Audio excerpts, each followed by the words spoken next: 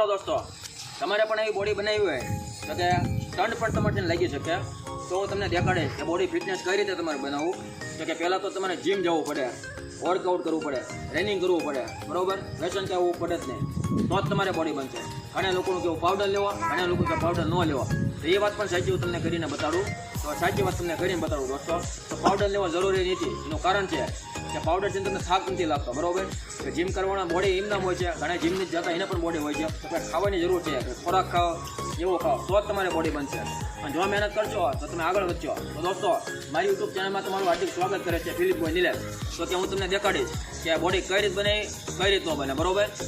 તો પહેલાં તમારે ખોરાકની જરૂર છે, પછી તમે જીમ જાઓ, મહેનત કરો, રનિંગ કરો, પરફેક્ટ નોર્મલી ગ્રોથ થાય છે, બરોબર.